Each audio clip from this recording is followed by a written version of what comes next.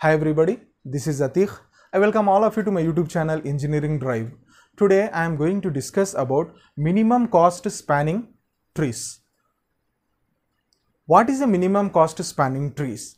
Before we are going to focus on minimum cost spanning trees, already we are having an idea about trees in our data structures. We need to discuss in such a way that first we should know what is a spanning tree.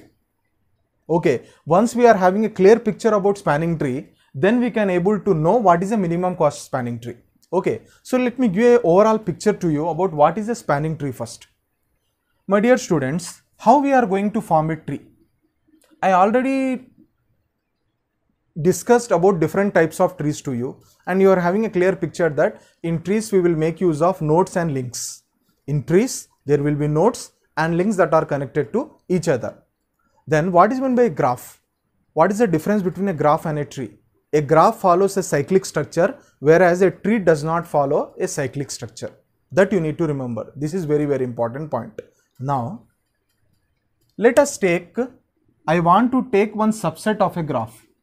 So, let us take, this is a node A, this is node B, and this is node C. Okay. Now I am asking you one question now. Tell me whether it is a tree or a graph. The answer is, it is a graph. Why it is a graph? You can see the cyclic structure. Suppose if you want to make it as a tree, you need to do only one thing. Remove one edge or link from between the two nodes. Then automatically it will become a tree. Okay. So what I have done means, let us take one graph. This is a subset of a graph which contains three vertices, vertex A, vertex B and vertex C. Three edges are there. Now, what is meant by spanning tree? That I want to tell you first. My dear students, now what I am doing means, how many vertices are there in this graph? Three vertices are there. How many edges are there? Three edges are there. Now, what is the use of these edges? These edges are used to connect all these vertices. Now, let me ask one question to you. I want to connect all the three vertices with minimum number of edges. Carefully you listen my question. I want to connect all these vertices. All means how many? Three. With minimum possible number of edges, which means all the vertices should be connected, but I should make use of minimum possible number of edges. Minimum is last, how many less I want, it requires I should use that many less edges now. But what is the condition? All the vertices should be connected. That should be my condition. Now what I can do means, I can form some cases. Case 1.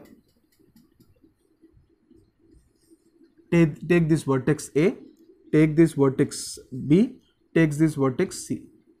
So this edge connects A to B. This edge connects A to C, which means B is connected, A is connected and C is connected. Okay, now I can call this one as a spanning tree. Why I can call it as a spanning tree? We can see that all the vertices are connected with less number of possible edges. Only two edges we are using here. Whereas here in this example of graph, we are using how many edges? Three edges. If we are using three edges, it doesn't become a spanning tree, it becomes a graph. But here what I am doing, I have removed one edge. Even though I have removed one edge, what happened? B is connected to A is connected to C. You can ask one question to me, sir, B is not connected to C, no? How we can form it as a graph? Here we are not talking about graph, here we are talking about trees. Trees does not follow cyclic structure, already I told you. So this is an example of a spanning tree. Now, one more spanning tree we may get. What is that? Second case. This is a vertex A, this is vertex B, this is vertex C. So what I can do? I can connect B to C, I can connect A to C. There is no need for me to connect here, edge. So by using two edges only, I am forming a tree. This is also a spanning tree. Similarly, one more third example. A, B, C. Okay, here what I can do? A I can connect to B, B I can connect to C. So I can leave aside A to C connection, A to C edge. This is also a spanning tree. So what is a spanning tree? You know, a spanning tree is formed by taking a subset of a graph. So we have taken one subset of a graph. This is also one graph, and what we have done modifications to this graph. Here in this graph we are having 3 vertices and 3 edges. Maximum 3 vertices are there. We can't change the vertices. But how many edges are there? 3 edges. I want to form this graph by using less number of possible edges in such a way that all the vertices should be connected. That is the condition. So what I have done? Case 1 I have formed, case 2 I have formed, case 3 I have formed. So all these 3 cases are the examples of spanning tree. So what is a spanning tree? A spanning tree is formed by taking a subset of a graph in which all the vertices are connected with less number of possible edges. So you can pause my video and note down this very important definition. Okay, with possible less number of edges we have connected the vertices. This is a spanning tree. So hopefully the concept of spanning tree has been clear to you. Now, minimum cost spanning trees, that is our main concept. What is minimum cost spanning tree? Minimum cost spanning trees means along with these edges between the vertices, what we are going to do in the spanning trees, we are going to use some weights also. Let us say 2, 5. In this case, let us take 3. Here also 5. Okay, take this case as 3, 2. Example. We are going to give weights on the edges or weights on the links. So what should be our goal? We need to construct a spanning tree in such a way that it should have minimum weight on the links. It should have minimum weight on the edges. How we can construct those type of trees? That is our concept of minimum cost spanning trees. So in order to form a minimum cost spanning tree, in order to design or develop a minimum cost spanning trees, there are 2 very important algorithms that are given for us. Okay, those 2 algorithms are, first algorithm is Kruskal's algorithm and the second algorithm is Prim's algorithm.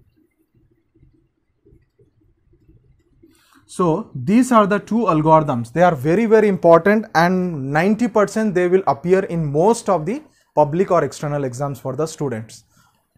Explain Kruskal's algorithm for minimum cost spanning trees.